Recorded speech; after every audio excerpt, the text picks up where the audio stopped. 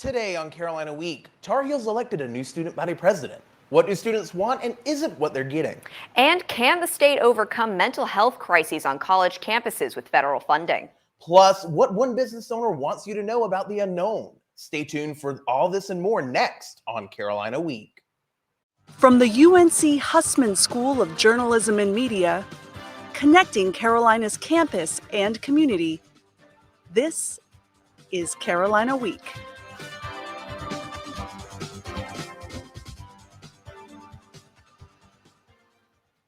And thanks for tuning in to Carolina Week. I'm Kelly Kendall. And I'm Steven Schlink. UNC has a new student body president. Chris Everett, who's a junior studying public policy, won with 57.45% of the vote. We caught up with him just this morning. I've been doing this for about 7 months now, and to finally see it come to a close, and a victorious close, is the biggest blessing ever. So I'm grateful, I'm tired, I'm ready to get to work. And it's all about just giving more space to everyone. That's what I ran on, that's why I'm here, and that's what it means to me.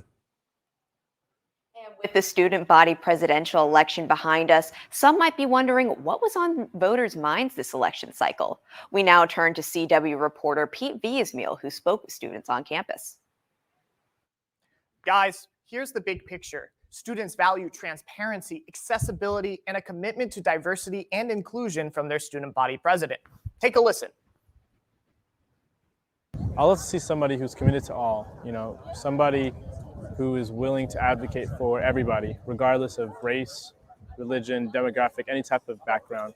I want them to actually listen to students because I feel the administration, like they hear concerns and they'll send out a flowery email and not really do anything about them. Like as a student body president, I want them to actually hear concerns about diversity or gender inclusion. I think the main thing I look for in really any position of leadership, but especially for student body president, would be empathy, especially when it comes to marginalized communities on campus.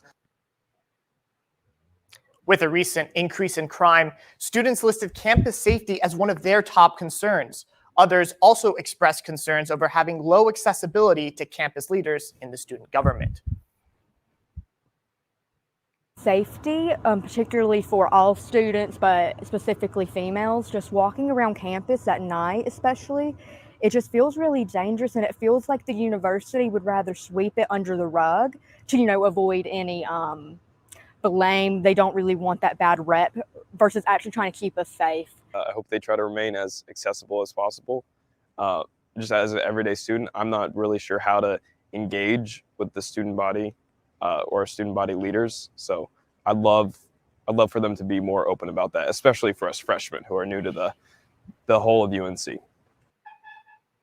Students will have to wait and see how the new administration handles some of these issues when Everett is inaugurated later this spring. Kelly, Steven? Thanks, Pete. One candidate whose name you didn't see on the ballot is Sam Robinson. 24 hours after officially making it onto the ballot, he dropped out of the race.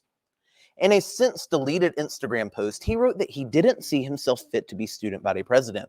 Shortly after, organizations that previously expressed support for Robinson publicly withdrew their endorsements. Over the weekend, Robinson applied to become a justice in the UNC Supreme Court. Current student body president Teddy Van seemed to voice support for his nomination, but days later retracted her support in a contradictory letter. We received these emails from colleagues on the undergraduate senate. It's still unclear why Robinson withdrew from the race, with several unconfirmed claims making rounds on social media. This is a developing story. This evening, UNC hosts its first Endowed Black History Month guest lecture in the Stone Center Auditorium. Vincent Brown is a Harvard historian. His speech's theme will be Black Resistance and Black History as World History. To register, visit the link on your screen. North Carolina native and Grammy Award-winning musician Rhiannon Giddens wrote her first opera, Omar, in 2022. This weekend, it's making its North Carolina debut. The work explores the life of Omar ibn Said, an enslaved Muslim man, using him as a vessel for the stories of thousands of other enslaved Muslims. Catch Omar at Memorial Hall on February 25th and 26th at 7 p.m. Student tickets are just $10 with a valid UNC One card. Department's Bureau of Educational and Cultural Affairs recognized UNC as a top producing institution for Fulbright students. The Fulbright program is the country's flagship international exchange program for graduate students to study, conduct research, or teach English abroad. Most recently, 16 Tar Heels were selected to be Fulbright scholars. And after another campus shooting, this time at Michigan State University last week, UNC leaders responded to questions about campus safety procedures and practices. The university recently told CBS 17 that administrators are constantly updating safety procedures and practices in the event of a campus shooting or any other threats to campus safety. This includes fine-tuning Alert Carolina and blasting the 6 emergency alert siren towers across campus. Campus safety officials say whenever a shooting or other safety threats happen anywhere, they reevaluate the plans in place and work to approve them accordingly. We have to test those plans. So while we develop those plans, every few years we go through a full revision of the plan, and then we test the effectiveness of that plan by going through an exercise. I think just like in general, they can just improve everything. Just go back to the drawing board. Because obviously, like, we're not a perfect campus out of we're still going to have like issues all around. Tuition revenue dropped at more than half of all U.S. colleges and universities during the pandemic. About 1/5 of public four-year institutions' overall revenue comes from tuition. According to the Chronicle of Higher Education, UNC experienced a 3% decrease according to Media Relations, due to an increase in financial aid awards. You may notice a change in the taste and smell of campus drinking water over the next month. The Orange Water and Sewer Authority, OWASA, will be temporarily changing their disinfection process during March, which may result in changes to taste and smell of the water. OWASA says water will still remain safe to drink. If you notice discoloration in your waters, officials say to run it for about 5 minutes until it's clear. In response to the deadly earthquakes in Turkey and Syria, the UNC Turkish Student Association is raising money toward relief efforts. Carolina Week reporter Ashna Shah has the latest. So far, 44,000 people have been found dead in the rubble left from recent earthquakes in Turkey and Syria, and the number of casualties keeps growing. Aisha Baysal is a member of the UNC Turkish Student Association. Her mother's hometown was one of the many areas struck by the earthquake. Her hometown is in ruins, like her school, just the streets that she grew up on, and it just really has impacted everyone's in Turkey, not just like people from the area, but the whole country is basically in a lot of pain right now. That's why UNC TSA has taken on raising money for aid, selling Turkish delicacies and snacks on campus. Rida Bayraktar is co-president of UNC TSA. Beyond showing support for them and uniting with them, I felt like it's united us as a community here as well. Baysal says the support they've received on campus has been overwhelming. It just means a lot to know that people on your campus are supporting you and they have their thoughts and prayers for you. Turkey and Syria had already been facing humanitarian crises from political and civil unrest, and the earthquake's impacts have exacerbated the dire needs of these countries. History professor Samuel Aydin, who specializes in Middle Eastern studies, believes the Turkish government could have prevented the earthquakes from being so catastrophic. Instead of a geopolitical crisis on the Turkish side, there is a crisis of states taking a leadership to prepare earthquake fault line cities for high magnitude earthquakes in the future. When the second earthquake hit Turkey Monday, TSA immediately got to work amping up its fundraising efforts. In Chapel Hill, I'm Ashna Shah, Carolina Week. Wow, Stephen. I mean, that is just a heartbreaking stories, and I really commend those students for putting in that effort. Absolutely. And as I've been walking back and forth between our building and the pit, I've seen them out there. Have you tried any of their food yet? Not quite yet, but I'm hoping to grab one of those delicious looking cookies pretty soon. Yes, I'm right there with you, maybe even after the show today. Well, after the break, more on how students are pushing for mental health support following tragedy after tragedy at NC State.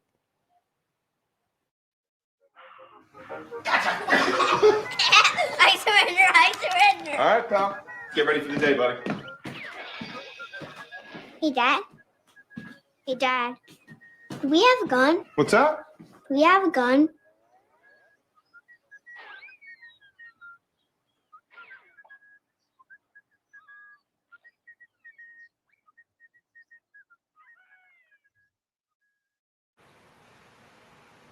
Welcome back to Carolina Week.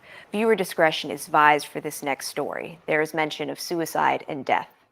2 years ago, the UNC system released a report acknowledging challenges in addressing students' mental health needs and tried offering solutions. But did anything change? Reporter Sarah Choi tells us. On NC State's campus, 8 students have died since the start of the school year, 5 of them from suicide. 2 of these deaths happened in the last 2 weeks. I spoke with senior Leo Coronado about the university's response to the events. The suicide rates at State, very deplorable, and it makes no sense how so much money is being put in, but we're seeing even worse results. In a 2021 report, UNC system leaders found that its campuses face challenges like insufficient funding and being understaffed on the mental health front.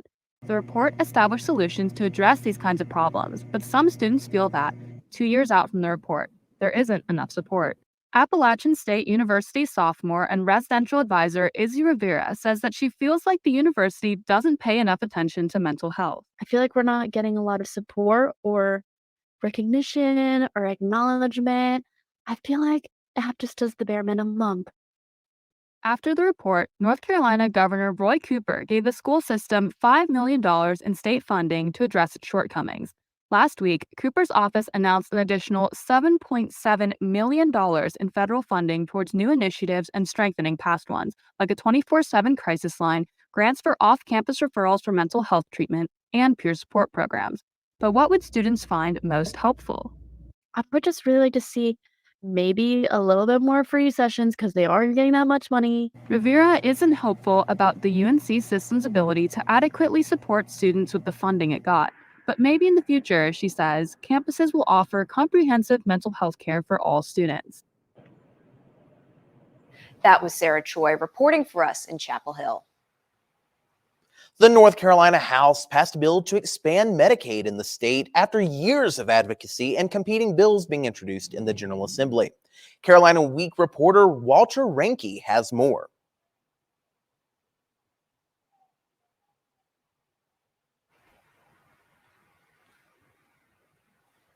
Yesterday, a state Senate committee approved a bill to legalize medical marijuana.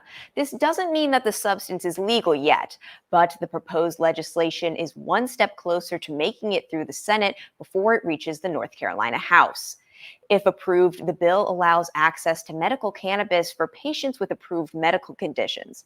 So far, only 10 companies will be allowed to grow, process, and sell cannabis in the state. Well, new changes are coming to the School of Government. Amy Wall has been named its newest dean. Wall will be taking over for outgoing Dean Mike Smith. In her previous role as Senior Associate Dean, Wall managed the school's finances and strategic direction. She joined the school's faculty in 2001 and begins her new duties on Monday. Have you ever wanted to ride a bike or scooter around Chapel Hill but worry about safety on the road? Then this is for you. The town's new traffic garden has officially opened to the public. These park amenities are small replicas of street networks with realistic road signs and situations. They're designed to teach children and adults how to use the roads safely. Community members can use the traffic garden to practice walking, bicycling, and driving in the protected space. Located in the parking lot of the Homestead Aquatic Center, the traffic garden will be open to the public year-round from dawn until dusk. Well, Chapel Hill's bus tracking app is back up and running for some of the town routes. Chapel Hill transit buses are tracked with cellular devices called modems. The old modems stopped being supported by carriers last year, and supply chain challenges delayed the new ones from being installed. But the new modems have arrived, and Chapel Hill Transit Director Brian Lynchfield says he hopes to get tracking for all buses up and running by March. So far, we have 25 that we've received and have been installed. and those are working. We have 69 more that just arrived yesterday that are in the process of being installed. It takes about 4 hours to install each of the units, to get them in, get them tested, make sure they're working and all that stuff. Well, of course, now that the weather is warming up and I want to be walking around, the bus app is working again. Of course. I would have loved to have been able to track my bus when I was waiting for half an hour in the rain for my bus last semester. Well, I hope that rain and cold is not returning, but let's talk to CW meteorologist Corey Kowitz to see if this spring weather is here to stay. Corey? Yeah, guys, you step out the door today, it's going to be really warm. You might have to do a double take checking your calendar. It's still February.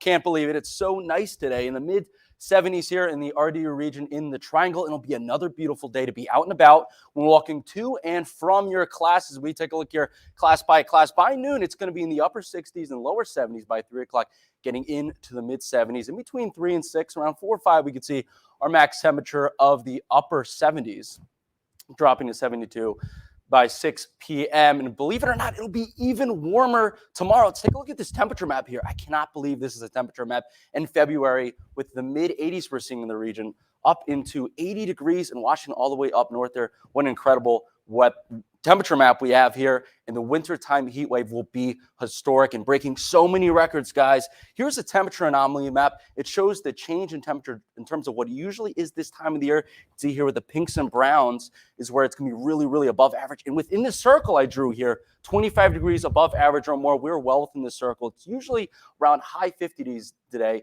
and it'll be in the mid to low 80s. So 25 degrees or higher is certainly a possibility for tomorrow. However, cold air and rain return for your weekend here. We take a look here at this map. Rain encapsulating the Carolinas and stretching out towards the Tennessee Valley and the Ohio Valley. But looking at most of the week, it's going to be well above average temperature-wise here today. It's going to be nice, mid 70s, nice and clear into the maybe even creeping into 80 degrees. And it's going to be in the mid to low 80s tomorrow, a record-breaking day in terms of what that daily record is, maybe even breaking a February record for your Friday, dipping down to 66. Funny to say dipping down to 66, but it's going to be a little bit cooler, still well above average, and then back to climatologically cool temperatures and rain for Saturday for your game day against Virginia. Big matchup. Make sure to come out and support for that. And on Sunday, temperatures will increase once again for the end of your weekend on Sunday. So we have record-shattering warmth, making it feel like June. Dramatic cool down for the weekend, making it feel like winter once again, guys. Well, thanks, Corey. I'm definitely going to savor the warmth while it lasts. Absolutely. I won't complain about it feeling like June on here. Absolutely not. Next on Carolina Week, Sports Extra analyst Bella Geskos joins us with some impressive updates from our Diamond Heels. Stay tuned.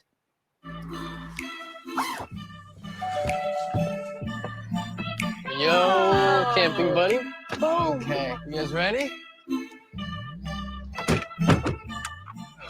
Dude, I thought you were driving. I thought you were driving. Oh, I never said I was driving. I definitely can't drive.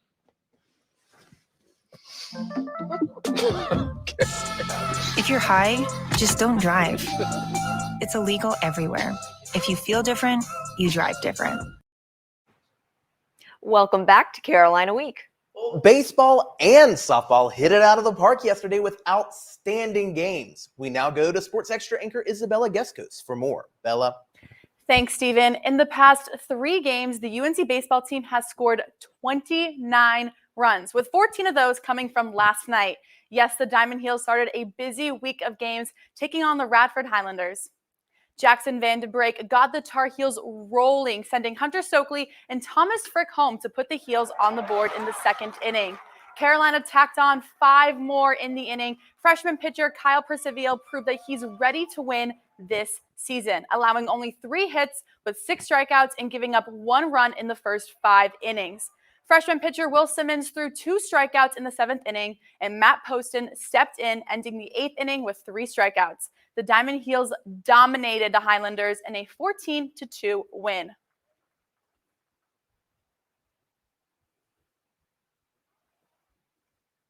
Obviously, he had 1 4-pitch walk, but Will Simmons got out there, Poston got back out there for the 2nd time. So all these guys I'm sitting here looking at, everybody that pitched today is new. And that's, it's cool to see them have success. Because when you create that depth, everybody knows that the talent is real right behind you. If you decide to get a big hit or not go do your post in the weight room, After an impressive start to the season, the Diamond Heels will continue their hot start as they prepare for this weekend series against number 11 East Carolina. But before they get to the Pirates, the Heels will be in the Bosch against Longwood. The baseball team has opened the season 3-1 after being preseason number 12 in the country. The offense has been impressive, with the Heels scoring double-digit runs in 3 of the 4 games this season. Center fielder Vance Honeycutt will look to add to his 3 runs and 2 RBIs at 4 p.m. today. The UNC softball team held their first midweek matchup of the season on Tuesday in Anderson Stadium against North Carolina Central. After giving up a run, the Tar Heels exploded. Walks, errors, and timely hitting put the Heels up 7-1 in the bottom of the 3rd. In the bottom of the 4th, Annie Kate Dalton sealed the deal with a 3-run double, putting the Heels up 11-1, allowing them to win by mercy rule. Pitcher Kenna Ray Dark secured her first win of the season with 5 strikeouts and 0 earned runs. Couldn't even imagine like another outcome in that game. And honestly, I just felt very confident, so I just went out there and did me. The Heels will play in the Joan Joyce Classic this weekend in Boca Raton, Florida. The women's golf team competed in the 3rd and final day of the Moon Golf Invitational on Monday. Megan Stryker was able to drive her show and put for the dough for the Heels as she finished with a low score of 71, which is 1 under par. Overall, UNC placed 12th in the Invitational. The men's basketball team is gearing up for an important ACC matchup against the Notre Dame Fighting Irish tonight. The Tar Heels head into this game to avoid a 3-game losing streak, following losses to both Miami and NC State this past week. Carolina needs to bring its A game to avoid another disappointing loss. The Heels look to their guards RJ Davis and Caleb Love to provide that spark on offense that has been missing. With only 4 games left on the schedule, each game is vitally important to the Tar Heels' tournament chances. Tip-off is scheduled for 9 p.m. And the women's basketball team will square off against the Hokies in what head coach Courtney Banghart described as one of the greatest rivalries in the ACC tomorrow in Carmichael Arena for the last home game of the season. The Tar Heels must be ready for battle as the Hokies are currently on a 6-game winning streak and will be looking to carry their momentum into the game against the Heels. Deja Kelly is coming off another rock star game in which she scored 24 points. She and the rest of the team will have to keep their scoring and rebounding up, especially with the return of Alyssa Usby, if they want to stop Virginia Tech from getting the win. Tip-off for this exciting matchup is at 8 p.m. on Thursday, and you won't want to miss it. You also won't want to miss Sports Extra on Friday. Join us with all the highlights from another exciting week of Carolina athletics. We'll be right back.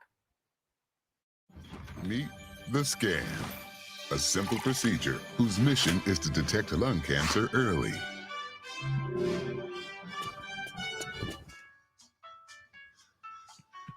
I'm here to save you. But I feel fine. That's great, but you may still be at high risk for lung cancer. Oh man, that's a new fence. If you smoke, early detection could save your life. Learn more at savedbythescan.org. Hey, Kelly, are you any good at accents? Well, I would like to think that I am, but I think my friends would say otherwise. Interesting. Well, there is one North Carolinian that's gotten pretty good at an accent. In an unusual case of foreign accent syndrome, or FAS, a North Carolina man developed an uncontrollable Irish accent after being diagnosed with prostate cancer. The patient, who had no Irish ties, received androgen deprivation therapy and chemotherapy for his cancer. But the accent persisted until his death months later, raising questions about the mind-bending effects of foreign accent syndrome and the need for further research in the field. Hey, Steven, do you know what your zodiac sign is? Pretty sure I'm a Virgo. I think you're right. I'm a Scorpio. Interesting. So, have you ever noticed that everybody loves talking about the astronomical signs? I think that's the way to say it, at least. Astrology. I can't get through it either. Exactly. Well, yes, everyone loves to read their horoscopes, me included. Yes. And our very own Jake Olander, Torja, takes on a journey to the world of spirituality and witchcraft right here in Chapel Hill. At the end of 2022, a metaphysical supply store called Quantum Soul opened up here in Chapel Hill to local residents, selling items such as crystals, tarot cards, and sage. The owner, Lynn Magicraft Swain, a psychic, medium, and healer. Let's go check it out. At Quantum Soul, not only can you stock up on various spiritual trinkets, customers can purchase a session with Miss Swain. Her clientele is diverse: politicians, actors, students. According to Swain, traditional religions and spirituality are not mutually exclusive. And I welcome all religions. I read for all religions. It's funny how some religions secretly come to get their readings. I find that interesting. People practicing those religions, but people are wanting to be who they are without their family or their friends or even the media really telling them, which is ironic when social media runs so much. Mary Hamner is a PhD student in religious studies here at UNC. She says the reason behind the appeal for spiritualism, and especially witchcraft, is because it's often so different than what they've experienced in the past. It speaks to something that many folks feel is innate in them. People are becoming increasingly invested in social justice, and witchcraft often serves those kinds of interests directly. As the popularity of witchcraft and spiritualism rises, Chapel Hill might see more stores like Quantum Soul opening up, or even covens established. In Chapel Hill, I'm Jaco Landarturia, Carolina Week. Wow, who knew all that was going on right here on UNC's campus? I didn't know either, and I didn't know that it had ties to social justice reform. That's really interesting. I know. I guess it's like they say, you learn something new every single day. That is so true. Well, thanks so much for watching today's edition of Carolina Week. We'll see you next Wednesday here at 11:30.